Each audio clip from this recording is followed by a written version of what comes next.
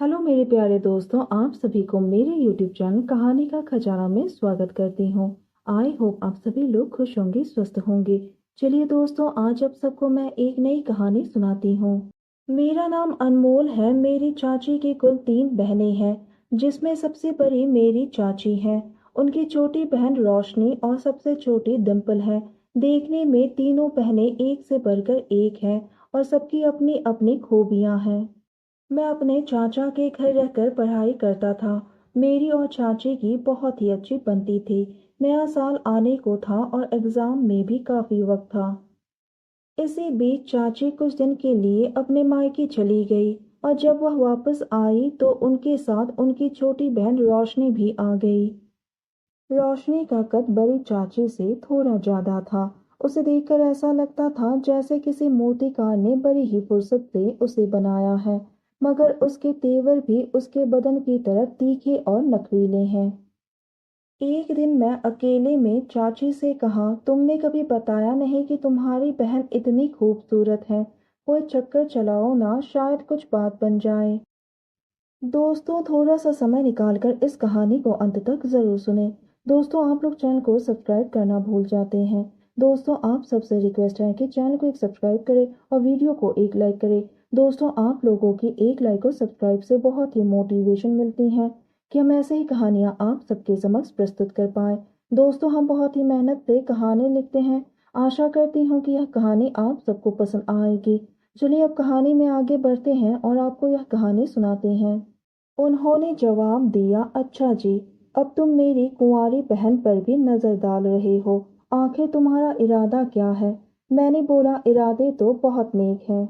उन्होंने बोला, उसकी शादी की बात चल रही है और वो इन सब चीजों में इंटरेस्ट नहीं रखती हैं, इसलिए अब तुम्हारी दाल तो नहीं गलने वाली है।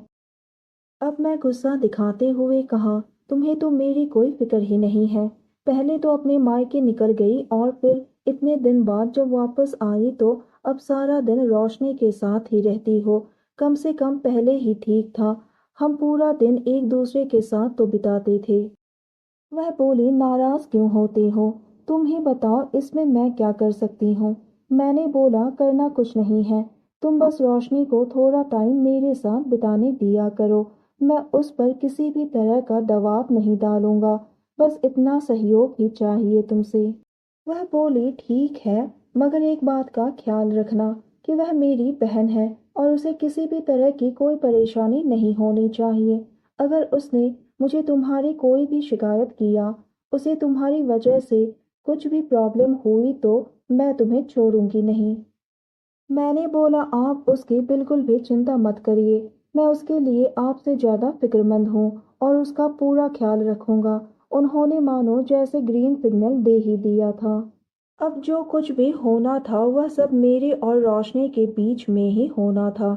जब चाची घर के काम करती तो रोशनी फ्री होती और मुझे भी उससे बात करने का मौका मिल जाता था।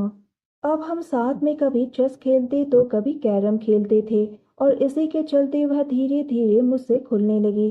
खेलते खेलते हमारे बीच थोड़ी बहुत छेड़खानी भी हो जाती थी, मगर वह कभी नाराज नहीं हुई, बस हल्के से मुस्कुरा देती थी। अब शायद उसे भी मेरा साथ अच्छा लगने लगा था और हम काफी करीब आ गए थे।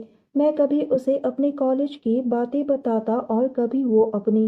बातों ही बातों में उसने बताया कि उसकी आधी से ज्यादा सहेलियों की बॉयफ्रेंड है और कॉलेज के तमाम लड़के उसके भी आगे पीछे चक्कर लगाते हैं, मगर उसे कोई पसंद नहीं आया। उसने जब मुझसे पूछा कि मेरी कोई गर्लफ्रेंड है क्या, तो मैंने जवाब दिया, मैं बाहर ज़्यादा किसी से बात नहीं करता और ना ही मैं किसी को बताने के लिए पूरा टाइम उनके आगे पीछे घूम सकता। मैंने उससे बोला, प्यार मोहब्बत कस्में वादों की तो सिर्फ बातें होती हैं। असल में मायने यह रखता है कि आप एक दूसरे का कितना ख्याल रखते हैं और जिंदगी की हर पल में एक दूसरे का साथ कितना खुलकर जीते हैं। उसको मैंने कहा, वैसे भी अगर कोई तुम्हारी जैसी मिली होती तो उसके लिए मेहनत भी करता। उसने सवालिया नजरों से मेरी तरफ देखा और बोली, मुझ में ऐसा क्या खास है कि तुम मेरे लिए मेहनत करते? मैंने बोला, जब मेहनत का फल तुम्हारे जैसा हो तो रात दिन भी मेहनत करनी पड़े तो वो जायज़ है। उसने कहा तुम बहुत अच्छे हो, मगर मेरी तो अब शादी होने वाली है।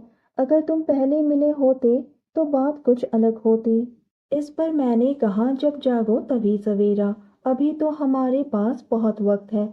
यही तो वो समय है जब हम जो चाहे कर सकते हैं, नहीं तो फिर तो जो किस्मत में है वो तो होना ही है। उसने बोला बात तो सही है तुम्हारी, लेकिन शादी से पहले ये सब करना क्या ठीक रहेगा, क्योंकि मुझे थोड़ा अजीब लगता है। कहीं कोई प्रॉब्लम हो गई तो। मैंने कहा तुम उसकी फिक्र मत करो, मैं तुम्हारा पूरा ख्याल रखूंगा, और अगर कोई प्रॉब्लम हुई तो मैं हूं ना। मेरे इतना कहते ही उसने मुझे गले से लगा लिया। उसके गले लगते ही मेरे मन की भावनाएं एकदम से हरी भरी हो उठी। मैंने उससे बोला क्या मैं तुम्हें किस कर सकता हूँ। वह बोली ठीक है। मैंने बोला आंखें तो बंद करो। जैसे उसने आंखें बंद की, मैं अपने होठ उसके होठों पर रख दिए और धीरे से चूमने लगा। रोशनी की सांसें तेज हो गई और धड़कनें मानो दौड़ने लगी। हम लगभग 5 मिनट तक एक दूसरे में खोए रहे। उसके बाद हम अलग हो गए। अब तो गाड़ी पटरी पर आ चुकी थी। हमें जब भी मौका मिलता है हम एक दूसरे को किस कर लेते थे। एक दिन मैंने देखा कि चाची आराम से सो रही हैं। मैं तुरंत ही आकर रोशनी को सीधी अपनी बाहों में भरने लगा। बोला कि तुम चिंता ना करो, तुम्हारी दीदी गहरी नींद में है। रोशनी ने कहा मुझे शर्म आ रही है। उसकी सांसें बहुत तेज हो गई। उसकी छाती ऊपर नीचे हो रही थी। मैंने उसके माथे को चूम लिया और अब धीरे धीरे उसकी शर्म कम होती जा रही थी। अब बेचैनी बढ़ने लगी। उसने पूरी तरह से अपने आप को मुझे सौंप दिया था।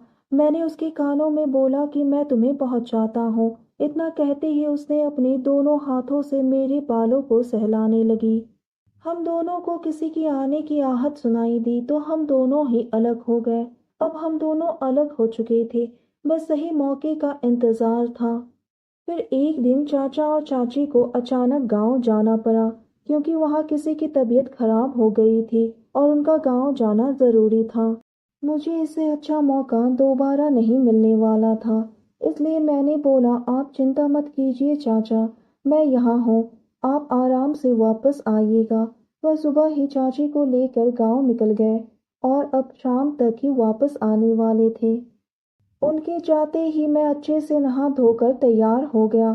थोड़ी देर बाद रोशनी भी आ गई और हम बैठकर बातें करने लगे। उसके बाद हम दोनों कमरे में चले गए। मैंने कहा अच्छा तो फिर मेरे बारे में क्या ख्याल है। तो उसने बोला तुम बहुत अच्छे हो, मगर मुझे थोड़ा डर भी लगता है। मैंने कहा तुम बिल्कुल फिक्र ना करो, मैं हूं ना, मुझ पर भरोसा करो, मैं तुम्हारा बहुत ही अच्छी तरह से ख्याल रखूंगा। मेरे इतना कहते ही वो मुझसे किसी सांप की तरह लिपट गई। उसने कहा मुझे और मत तड़पाओ, नहीं तो मैं पागल हो जाऊंगी। जल्दी से मेरी इस तरफ को शांत कर दो। उसके मुंह से इतना सुनते ही मैं उसके तरफ को शांत करने में लग गया। अब उसकी आंखें पूरी तरह से नशीली हो गई और जैसे जैसे वक्त गुजरता गया उसकी मीठी आवाज भी बढ़ने लगी। उसने बड़े विश्वास के साथ अपने आप को मुझे सौंपा था, तो मेरी भी जिम्मेदारी बनती थी कि मैं उसका पूरा ख्याल रखूं। इसी तरह से लगभग आधे घंटे तक, और उसके बाद मैंने उसे आराम करने को बोल दिया। उस दौरान वो 2 महीने तक रुकी, जिसका हमने पूरा सदुपयोग किया और बड़े ही प्यार से अपना कीमती वक्त बिताया। अब उसकी शादी हो चुकी है और वह अपने शादीशुदा जीवन का भरपूर आनंद ले रही हैं। तो दोस्तों यह कहानी सुनने के बाद आप सबकी क्या राय है, हमें कमेंट करके ज़रूर बताइए और साथ ही इस वीडियो को एक लाइक करें, चैनल को एक सब्सक्राइब करें और नोटिफिकेशन बेल को भी ज़रूर दबाएं, ताकि अगली अपडेट सबसे पहले आपको मिले। दोस्तों आपकी एक लाइक और सब्सक्राइब से बहुत ही मोटिवेशन मिलती है कि हम ऐसे ही कहानियाँ आप सबके समक्ष प्रस्तुत कर पाएँ। आप सबने अपना कीमती समय निकाल कर इस वीडियो को सुना, इसके लिए आप सभी को धन्यवाद करती हूँ। धन्यवाद दोस्तों।